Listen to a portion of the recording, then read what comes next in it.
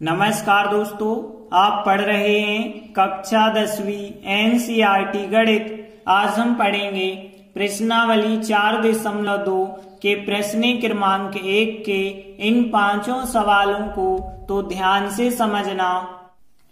तो देखिए, प्रश्न 1 है, गुणनखंड विधि से निम्न द्विघात समीकरणों के मूल ज्ञात कीजिए। देखिए, यहाँ 5 सवाल दिए गए हैं। अब प्रत्येक सवाल को हम गुणनखंड विधि की सहायता से हल करना सीखेंगे। तो ध्यान से समझना, गुणनखंड विधि होती क्या है।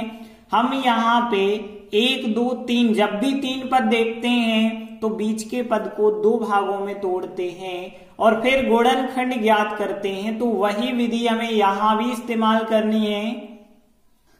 तो हम पहला सवाल लेते हैं। तो देखिए, यहाँ द्विघात समीकरण दिया गया x वर्ग माइनस 3x माइनस 10 बराबर 0। अब हम गुणनखंड विधि से कैसे हल करते हैं तो ध्यान से समझना। जब भी 1, 2, 3 पद दिए जाएं तो हम बीच के पद को 2 भागों में तोड़ते हैं। कैसे तोड़ना है? सबसे पहले देखिए, लास्ट वाली संख्या को पहले वाली संख्या से गुणा करना है। यहाँ कुछ नहीं है, 1 माना जाएगा। 1 का गुणा 10 से किया तो कितना आया? 10। अब देखिए, 10 के गुणनखंड क्या क्या हो सकते हैं। या तो हो सकता है 10 एकम 10, या फिर हो सकता है 2 पंचे 10। तो यहाँ 10 के गुणनखंड या तो 10 एकम 10 या 2 पंचे 10। अब हमें बीच में चाहिए 3। यहाँ पे 10 और 1 में तो मिल नहीं सकता, चाहे जोड़ लो या घटा लो, लेकिन 2 और 5 में मिल सकता है। यदि हम 5 में से 2 घटा दें 3 मिल जाता है, लेकिन हमें माइनस का 3 चाहिए। तो माइनस की बड़ी कर लो और प्लस की छोटी कर लो। अब देखिए, प्लस के 2 और माइनस के 5 हैं, यदि इनको जोड़ेंगे माइनस का 3 मिल जाएगा। तो हम क्या करेंगे, पहला पद और लास्ट पद तो वही लिखेंगे, लेकिन यहाँ जो बीच का पद 3x है, इसे अब हम 2x और 5x में तोड़ेंगे। तो प्लस के लेना है हमें 2x और माइनस के लेना है 5x। इस प्रकार से हम गुणनखंड बनाते हैं। तो गुणनखंड बनाने के पहले हमें 2 पदों में कैसे तोड़ना है ये आना चाहिए। अब देखिए, 1, 2, 3, 4 पद हो गए। तो अब हम इन 2 में से कॉमन लेंगे और इन 2 में से कॉमन। अब इन 2 में देखिए, तो x यहाँ है, तो x हमने कॉमन कर दिया। यहाँ 2 की घात थी, मतलब 2 बार x थे, 1 बार कॉमन निकला तो 1 बार तो बच गया, प्लस अब यहाँ 2x कॉमन निकल गया तो केवल बचा यहाँ पे 2। अब यहाँ माइनस, तो यहाँ माइनस लगाया। अब देखिए, जो इस कोष्टक में बचा है वही हमें इस कोष्टक में भी बचाना पड़ेगा। अब यहाँ 5x है, लेकिन यहाँ केवल x बचा, इसका मतलब 5 यहाँ कॉमन निकल चुके होंगे और मिला भी सकते हैं। यहाँ 10 थे, 10 में 2 बचे हैं, तो कितने कॉमन लिए हैं? 10 में 2 का भाग कर दो, 2 पंचे 10, 5 कॉमन लिए होंगे। अब देखिए, यहाँ x प्लस 2 जगह दिख रहा है, आप इसे एक जगह लिख दो। बाकी बचा x माइनस 5, इसे हम दूसरे कोष्टक में लिख देंगे बराबर 0। अब देखिए, 2 गुणनखंड तो आ गए हैं। अब लेकिन हमें मूल ज्ञात करना है, मतलब x का मान। तो हमें इन दोनों के बराबर 0 रखना पड़ेगा। x प्लस 2 के बराबर भी 0 रखेंगे तथा x माइनस 5 के बराबर भी हमें 0 लेना पड़ेगा। दोनों गुणनखंडों के बराबर 0। तो देखिए, यहाँ x बराबर कितना आएगा, 2 का पक्षांतर करेंगे -2, तो x बराबर -2 तथा यहाँ पे देखें तो x बराबर -5 जब उस तरफ जाएगा तो +5 बन जाएगा। तो x बराबर -2 और x बराबर 5, ये कहलाते हैं समीकरण के मूल। तो देखिए, हम अंत में लिख देंगे, अतः दिए गए समीकरण के मूल -2 और 5 हैं। इस प्रकार से पहला सवाल कंप्लीट हुआ। इसके बाद देखते हैं दूसरा सवाल। तो देखिए, यहाँ द्विघात समीकरण जो दिया गया है 2x वर्ग प्लस x माइनस 6 बराबर 0। अब यहाँ भी 1, 2, 3 पद हैं, तो फिर हम क्या करेंगे, बीच के पद को 2 भागों में तोड़ेंगे। तो कैसे तोड़ना है, सबसे पहले लास्ट में जो संख्या है और शुरुआत में जो संख्या है उन दोनों का गुणा करें। तो 6 का गुणा 2 से यदि आप करेंगे तो कितना आएगा, यहाँ 12 आएगा। अब 12 के गुणनखंड या तो 12 एकम 12 होते हैं, 2 गुणित 6 भी 12 होते हैं और 3 गुणित 4 भी 12 होते हैं। तो ये हो गए 12 के गुणनखंड, लेकिन बीच में चाहिए हमें केवल x, अंक कुछ नहीं है, 1 माना जाएगा, 1 चाहिए। तो 1 तो हमें 3 और 4 में मिलेगा, क्योंकि हम 4 में से 3 को घटा देते हैं तो 1 मिल सकता है, बाकी 1 किसी में नहीं मिलेगा। तो हमें 3 और 4 में तोड़ना होगा बीच का पद। अब धन का 1 चाहिए तो धन की बड़ी ले लेंगे और ऋण की छोटी ले लेंगे। तो माइनस का 3 और प्लस के 4 में तोड़ेंगे। तो देखिए यहाँ पहला पद 2x वर्ग लिखा और फिर यहाँ पे माइनस के 3 में तोड़ना है, x साथ में है तो x लिख देना, माइनस के 3x और प्लस के 4x। तो इस बीच के पद को इन दो पदों में तोड़ दिया और -6 वैसे ही लिखे और पहला पद भी लिखा और बराबर 0 भी लिखा। अब देखिए यहाँ 1 2 3 4 पद हो गए, तो इन 2 में से कॉमन ले लो, इन 2 में से कॉमन ले लो। अब यहाँ 2 यहाँ 3, 2 या 3 में से तो कुछ कॉमन होगा नहीं। और बाकी देखा x यहाँ तो x जरूर कॉमन होगा, x कॉमन निकालेंगे तो यहाँ 2 तो बचे, x वर्ग था मतलब 2 बार x था, लेकिन 1 बार कॉमन निकल गया तो 1 बार बचा, माइनस x कॉमन निकल गया, बच गए यहाँ पे 3, यहाँ प्लस लगा है, हमने प्लस लगाया। अब इस कोष्टक में जब 2x - 3 आया तो यहाँ भी तो हमें 2x - 3 लाना पड़ेगा और बराबर 0 तो वैसे ही लिखते चलना है। अब यहाँ 4x थे लेकिन बचे अंदर 2x, तो कॉमन क्या निकल गए, देखिए 4 थे लेकिन बचे 2, मतलब 4 में 2 का भाग गया तो 2 कॉमन निकले। यहाँ भी आप देख सकते हैं 6 थे और बचे हैं 3, मतलब 6 में 3 का भाग दिया है तो 2 बार गया, मतलब 2 कॉमन निकले होंगे। अब देखिए 2x - 3 यहाँ भी, तो 2x - 3 को हम एक बार लिखते हैं एक कोष्टक में, बाकी बचा जो x + 2 है इसे हम दूसरे कोष्टक में लिख देते हैं बराबर 0। अब ध्यान देना ये आ गए 2 गुणनखंड, अब हमें इन गुणनखंडों के बराबर 0 लेना है। तो एक बार हम 2x - 3 बराबर 0 लेंगे और दूसरी बार तथा करके x + 2 बराबर 0 लेंगे, इसके बराबर भी 0, इसके बराबर भी 0। तो देखिए यहाँ पे 2x बराबर -3 जब उस तरफ गया तो +3 हो गया और यहाँ x बराबर कितना हो जाएगा, 2 गुणा में है जो वो बट्टे में आ जाएंगे, तो x का मान हो गया 3/2। यहाँ पे देखिए x बराबर धन का 2 उस तरफ जाएगा तो ऋण का 2 हो जाएगा, तो x बराबर हो गया -2। तो जो x के मान आए हैं इन्हें ही कहा जाता है समीकरण के मूल। तो देखिए हम अंत में लिख देते हैं, अतः दिए गए द्विघात समीकरण के मूल 3/2 और -2 हैं। इस प्रकार से दूसरा सवाल कंप्लीट हुआ। आगे बढ़ते हैं और तीसरा सवाल देखते हैं। तो देखिए यहाँ द्विघात समीकरण जो दिया गया है वो हमने लिखा। अब यहाँ भी 1 2 3 पद हैं, तो हम बीच के पद को 2 भागों में तोड़ेंगे। कैसे तोड़ना है, सबसे पहले लास्ट की जो संख्या है उसका गुणा शुरुआत की संख्या से करना।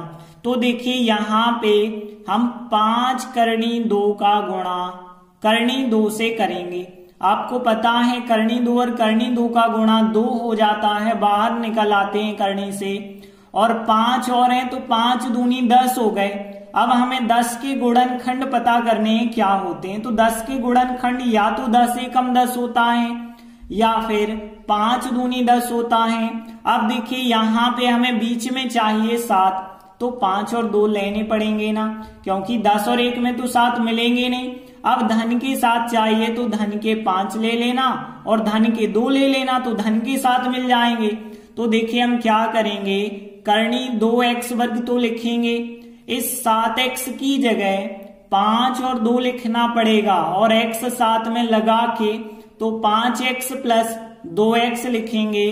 बाकी यहाँ पे 5 करनी 2 वैसे ही लिखना बराबर 0। अब देखिए यहाँ 1 2 3 4 पद हो गए, तो दो दो में से कॉमन निकाल दो फिर। तो यहाँ पे देखिए इन दो पद में देखिए 5 और करनी 2 में कोई संख्या कॉमन नहीं हो सकती है, केवल x यहाँ, तो केवल x आपको कॉमन लेना पड़ेगा। अब देखिए यहां से जब हमने x कॉमन लिया तो यहाँ करनी 2 तो वैसे ही रहे होंगे, x वर्ग था, एक x कॉमन निकाला तो एक x बच गया, प्लस यहाँ x कॉमन निकला 5 बच गए हैं, फिर प्लस अब जो इस कोष्टक में आया वही संख्या हमें इस कोष्टक में भी बनानी है। अब देखिए यहाँ पे 2x था लेकिन यहाँ बचा करनी 2x, तो कॉमन क्या निकाला होगा आपको समझ नहीं आ रहा, तो यहां से आप हिंट ले सकते हैं 5 करनी 2 है और 5 बचा है, तो इसका मतलब हमने करनी 2 कॉमन निकाला होगा, क्योंकि यहाँ 5 करनी 2 है, 5 बच गया तो करनी 2 बाहर निकल गए। अब यहाँ भी आप हिसाब लगाएं तो करनी 2 और करनी 2 का गुणा 2 होता है, x का x हो जाएगा। अब देखिए यहाँ पे जो एक सी संख्या 2 कोष्टकों में दिख रही है उसे हम एक बार लिखेंगे, करनी 2x प्लस 5 एक बार हमने लिखा, बाकी क्या बचा x और प्लस करनी 2 बचा, इसे हमने दूसरे कोष्टक में लिख दिया है और बराबर चल रहा है 0।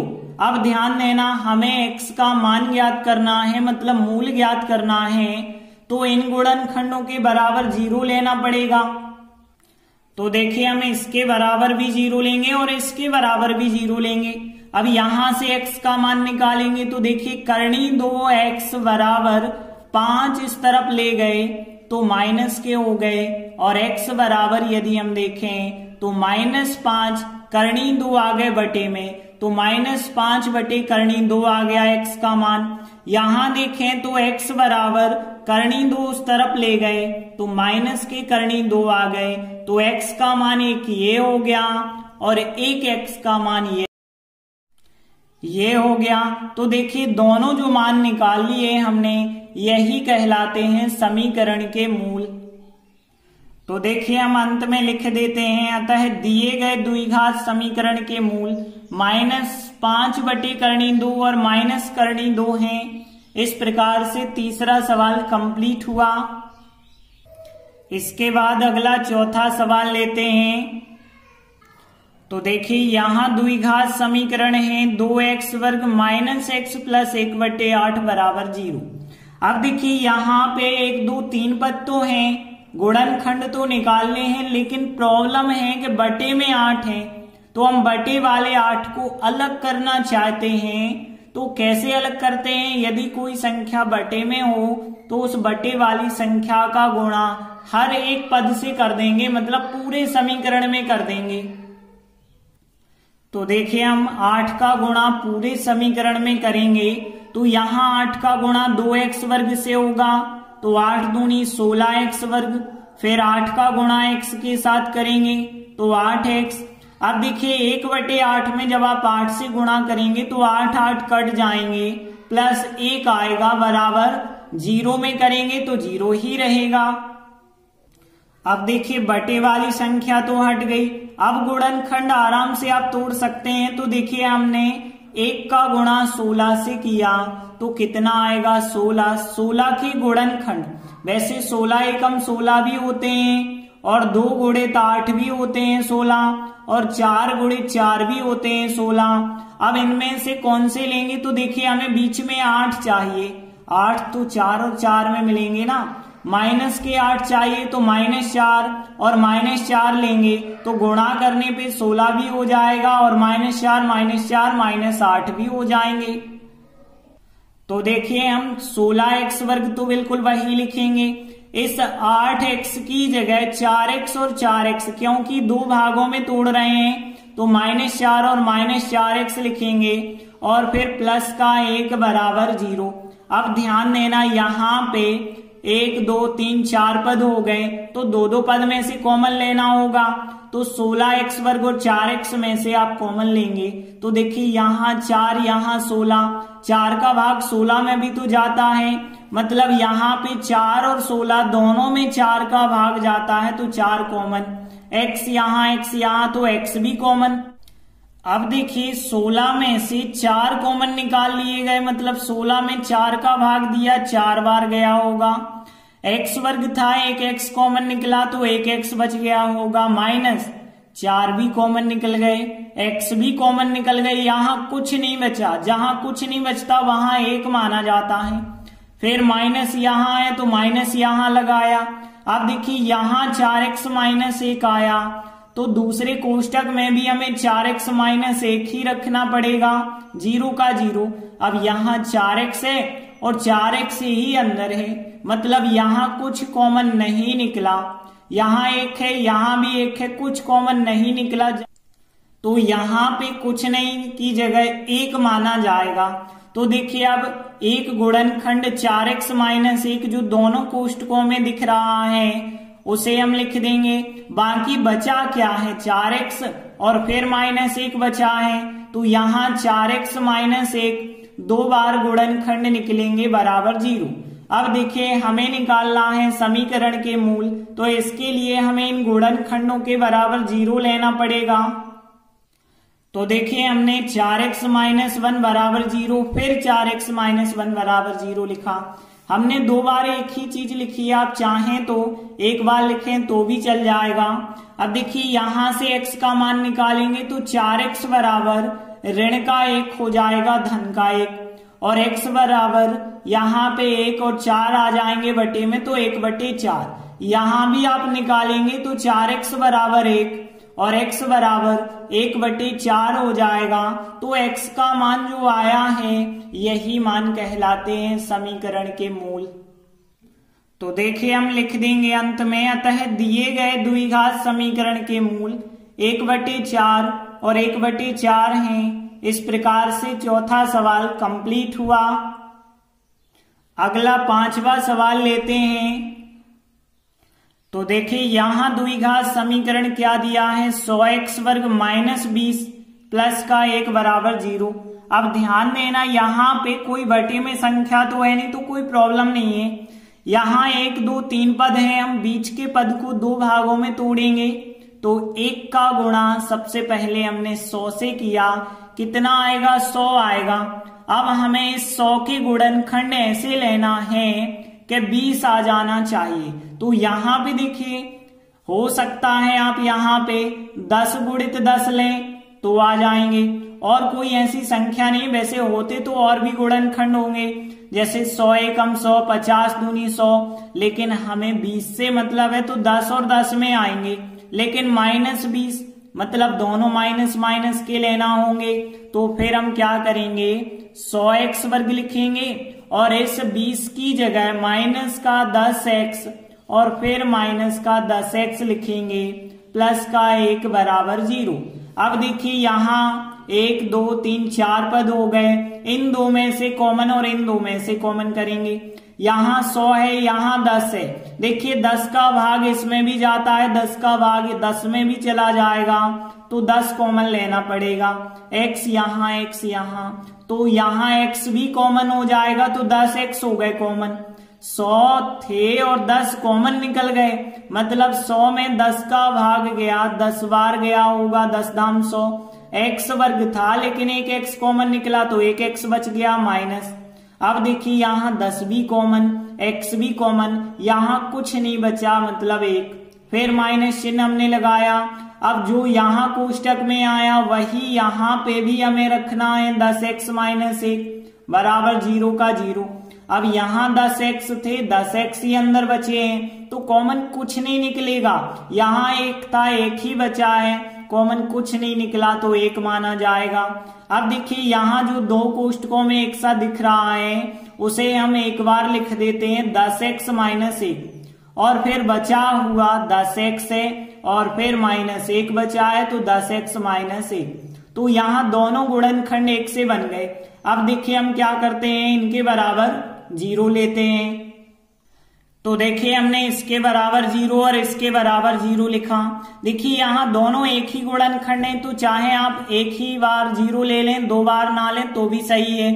अब देखिए यहाँ से x का मान निकालेंगे तो 10x बराबर 1 आएगा, और यहाँ पे देखिए x बराबर 1 10 आ जाएंगे बटे में, तो x का मान 1/10। यहां भी ऐसा होगा, 10x बराबर ऋण 1 उस तरफ गया धन 1 और x बराबर 1 और 10 गुणा में थे बटे में, तो x बराबर 1/10 और x बराबर 1/10 यही हो जाएंगे समीकरण के मूल।